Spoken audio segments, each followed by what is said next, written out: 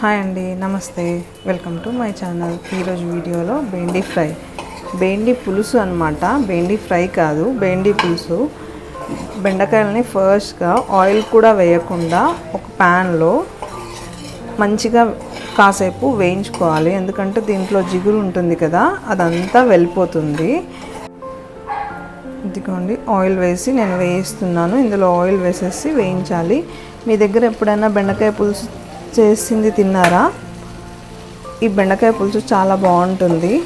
చపాతీకైనా బాగుంటుంది, రైస్కైనా బాగుంటుంది. బెండకాయ ఫ్రై అనగానే ఎక్కువ క్వాంటిటీ కావాలి బెండకాయలు. ఇదైతే బెండకాయలు కొద్దిగా ఉన్న వాళ్ళు కూడా ఎక్కువ క్వాంటిటీలో కర్రీ చేసుకోవచ్చు. ఒకసారి మీరు ట్రై చేయండి.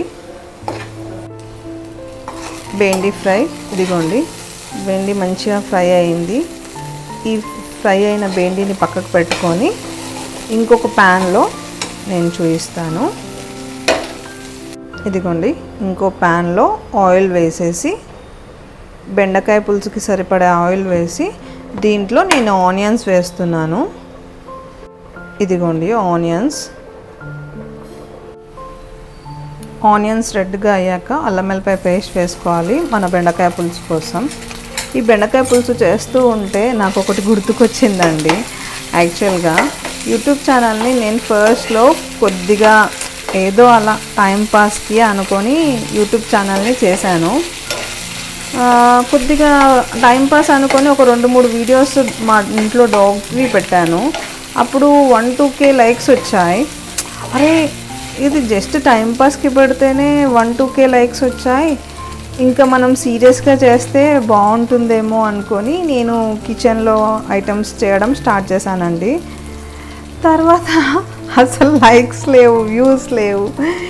అసలు ఏంటో అర్థం కాలేదు నాకు. అంటే ఏదో అది బై మిస్టేక్ అలా వ్యూస్ వచ్చాయేమో అని అనిపించింది. కాకపోతే యూట్యూబ్ ఛానల్ ఇంకా స్టార్ట్ చేశాక సీరియస్గానే చేయాలి అనుకున్నాను. ఇప్పుడు లక్కీగా నేను చాలా సీరియస్గా సిన్సియర్గా చేస్తున్నాను. మీరు కూడా నాకు చాలానే సపోర్ట్ ఇచ్చారు. నాకు తెలియకుండానే నేను 500 సబ్స్క్రైబర్స్కి రీచ్ అవుతున్నాను. దీనికి థ్యాంక్ యూ సో మచ్.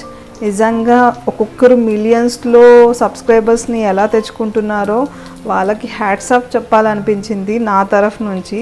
ఎందుకంటే ఇది ఎంత రిస్కో నాకు తెలుసు. ఓకే అండి, ఏదో చెప్తున్నాను అనుకోకుండా వింటున్నందుకు థ్యాంక్ యూ. దీంట్లో ఇదిగోండి కారం పొడి. నేను చింతపండు చూయించాను కదండి, దాన్ని పులుసు తీసి పక్కకు పెట్టుకున్నాను. దాని వాటర్ ఇప్పుడు అందులో వేసేసేయాలి. ఇందులో చింతపండు పులుసు వాటర్ వేసేస్తున్నాను. ఇది మసలాక మనం బెండకాయ ఫ్రై చేసి పక్కకు పెట్టుకున్నాం కదా, అవి ఇందులో వేసేసేయాలి. ఉప్పు వేస్తున్నాను. ఈ వాటర్ ఇలా మసులుతూ ఉన్నప్పుడు మనం బెండకాయలు వేసేసేయాలి.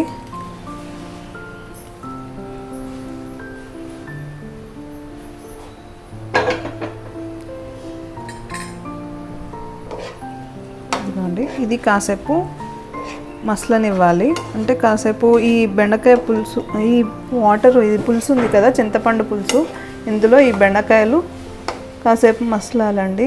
ఈ బెండకాయలు ఉడుకుతూ ఉంటే ఆ బెండకాయలకి ఈ చింతపండు పులుసు పట్టేస్తుంది. అప్పుడు టేస్టీగా ఉంటుంది ఈ కర్రీ. ఇదిగోండి, బెండకాయ పులుసు రెడీ.